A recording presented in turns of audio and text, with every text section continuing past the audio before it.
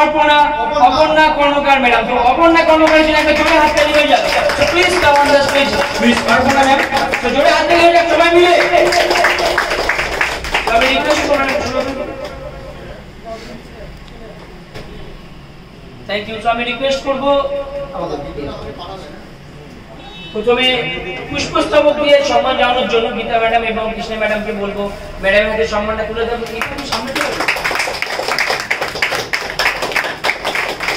জোরে হাত তালি একটু আওয়াজ করলে হবে না।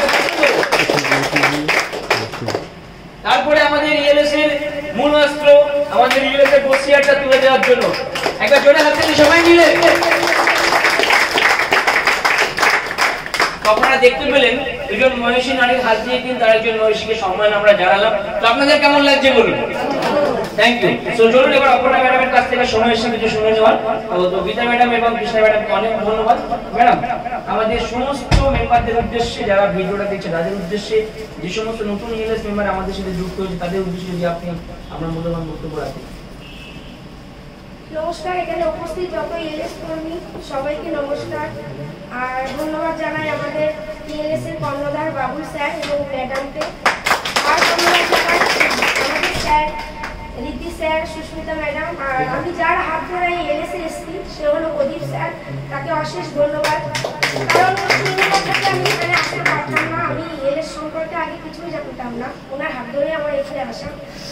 আর আমি একজন গৃহবধূ, আমি কখনো ভাবিনি যে কিন্তু ইএলএস ছাড়াও অন্য কখনো কোথাও কোনো কাজ করবো, কিন্তু ইএলএস এর কথা যখনই শুনেছি আমার মনে হয়েছে না, এখান থেকে আমি কিছু করতে পারি। কারণ এখানে আমার কোনো মূলধনের প্রয়োজন হচ্ছে না। আমি প্রথম এখান থেকে একটা ইন্ডাকশন ওভেনই কিনি, সেটা আমার জমানো পয়সা থেকে, আমি আমার হাজব্যান্ডকেও বলি না। তারপরে আমি আস্তে আস্তে করে আমার দুটো বাচ্চা, তাদের বন্ধুদের মায়েদের সঙ্গে স্কুলে বাচ্চাকে দিতে গেলে যেমন কিছুক্ষণ অপেক্ষা করতে হয়, তো তখন আমি তাদের সঙ্গে কথা বলতাম। তারপরে আমি আমার হাবড়া হলো আমার বাপের বাড়ি, ওখানেই আমার জন্ম। তো এখানে আমি পড়াশোনা করেছি, আমার কিছু বন্ধু বান্ধবও আছে। এখন ফেসবুক তো সবাই দেখে, হোয়াটসঅ্যাপে তো সবাই কথা বলে। তো আমরাও বিয়ের পরেও আমাদের বন্ধুদের সঙ্গে রিলেশন ছিল। আমি তখন আমার বন্ধুদের সঙ্গে হোয়াটসঅ্যাপে ছবিগুলি পাঠিয়েছি, ফোনে কথা বলেছি। কিন্তু অবসর সময় নয়, আমি কিন্তু কানে ফোন দিয়ে হাতে কাজ করছি। কারণ আমি ফ্যামিলিতে একজনই, আমার বয়স দুজনই বয়স, একজনের 70+, একজনের 80+, শ্বশুর শাশুড়ি। তো আর আমার দুটো সন্তান, একজন 8-এ পড়ে, একজন ছোট্ট KG 2-এ পড়ে। তো তাদেরকে সামলিয়ে আমি সংসার সামলিয়ে শ্বশুর শাশুড়ির সমস্ত দায়িত্ব কর্তব্য করে এই ফোনে যোগাযোগ করে তো আমি এখানে এসেছি। আর আমাকে রূপালী ম্যাম এবং প্রদীপ স্যার, তারাই আমাকে আমি হলাম হুগলি জেলা থেকে আসছি, উত্তরপাড়া। তো ওখানে তারাই আমাকে রান্না খাওয়া করে। তারা না থাকলে আমি এটুকু হেল্প না করলে আমি এই জায়গায় আসতে পারতাম না। কারণ ছোট বাচ্চাকে রেখে আমার সম্ভব নয়। আর আমার শ্বশুর শাশুড়ি সত্যি অসুস্থ, ওনাদেরও আমি যথেষ্ট দায়িত্ব করে ওনাদেরও যত্ন করি। আর ইএলএসকেও সম্মান জানিয়ে যত্ন করে এটাকেও আমি বাড়িয়ে চলছি। কারণ আমি চাই এখান থেকে আমি প্রতিষ্ঠিত হতে। আমি চাই সবাই রাস্তা দিয়ে আমি হাঁটবো, যখন বলুক ওই ইএলএস এর ম্যাম যাচ্ছে, হাজবেন্ড যেন মাথা উঁচু করে বলতে পারে যে আমার বউ এক জায়গায় কাজ করে, সেটা হলো ইএলএস কোম্পানি। অনুষ্ঠানের দিন উনি আমাকে বলেছিল, তোমার বই যখন বেরোবে, বইয়ে তোমার ছবি বেরোবে, আমি অফিসে নিয়ে যাবো, আমার কলিগদের দেখাবো। এটা আমার কাছে সব থেকে গর্বের বিষয় যে আমি ছবি বই আসুক আর আমার হাজবেন্ড আমাকে নিয়ে গর্ব করুক। শুধু আমার হাজবেন্ড না, আমি চাই প্রত্যেকটা ঘরের মহিলাদের হাজবেন্ড যেন তাদেরকে নিয়ে গর্ব করতে পারে, কেউ যেন আর পিছিয়ে না থাকে।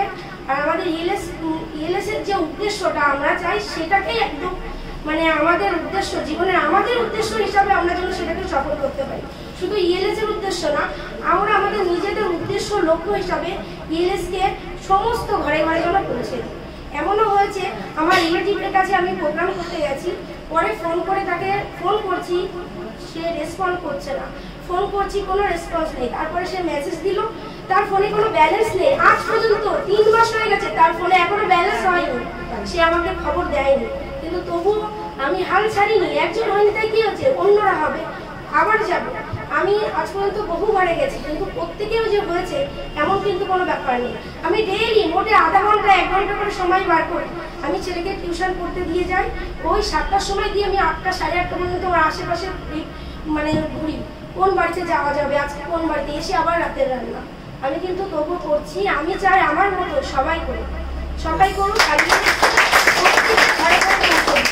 আর আমি সবার শেষে এটাই বলবো যে কর্ণধার এই জিনিসটা এনেছে তাকে অশেষ ধন্যবাদ, বাবুল স্যারকে অশেষ ধন্যবাদ। কারণ তিনি বলে এরকম চিন্তাধারা তার মাথা থেকে এসেছে যে শুধুমাত্র একটা প্রোডাক্ট কেনার মাধ্যমে ইনকাম। পৃথিবীতে কোনো কোম্পানি এরকম নেই যে একটা জিনিস কেনার মাধ্যমে ইনকাম দেবে। আমি শুধু মানুষকে এটাই বোঝাই যে আপনাদের প্রয়োজন নেই, নেবেন না, প্রয়োজন না থাকলেও নেবেন না, আপনি নিয়ে রাখুন। কি হবে, এটা তো আপনার এখন প্রয়োজন হচ্ছে না। ইলেকট্রিক জিনিস, যে কোনো জিনিস নষ্ট হতেই পারে, আপনারা তখন ব্যবহার করবেন, তাহলে গিফট হিসাবে দেবেন। এখন তো বিভিন্ন জায়গায় সোনার এত দাম বেড়েছে, কেউ তো দেওয়ার ক্ষমতা নেই। এখান থেকে একটা আমাদের কম্বো সেট আছে, আপনি 3 জায়গায় দিতে পারবেন। এমন বাচ্চাদের অন্নপ্রাশন, বিয়ে, বিবাহবার্ষিক, মানে এমন কি নেই আমাদের এখানে, আপনি ব্যবহার করতে পারবেন, একটা পয়সা আপনার নষ্ট হবে না।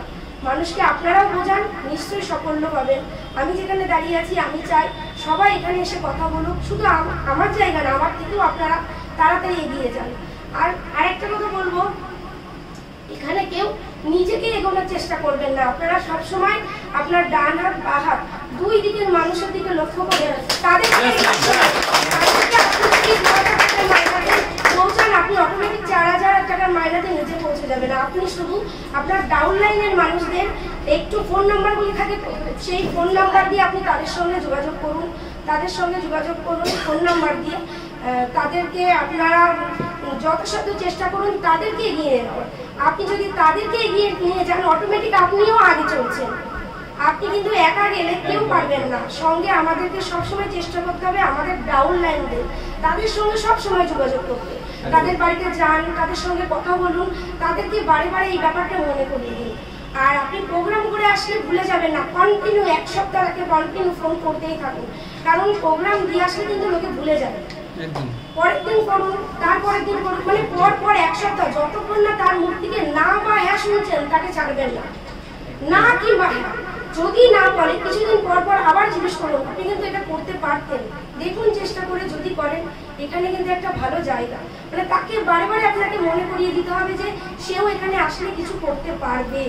আমাদেরকে সবার মনের ভিতরে এটাই ঢুকিয়ে দিতে হবে যে এটা এমন একটা প্ল্যাটফর্ম, এখানে যদি কেউ একবার যুক্ত হয় তার কোনো রকম এখান থেকে লসের কোনো ব্যাপার নেই। শুধুমাত্র তার জীবনের লক্ষ্য পূরণ করতে পারবে না, তার 2 হাতে যত লোক থাকবে তাদেরও লক্ষ্য পূরণ করে দিতে পারবে সে।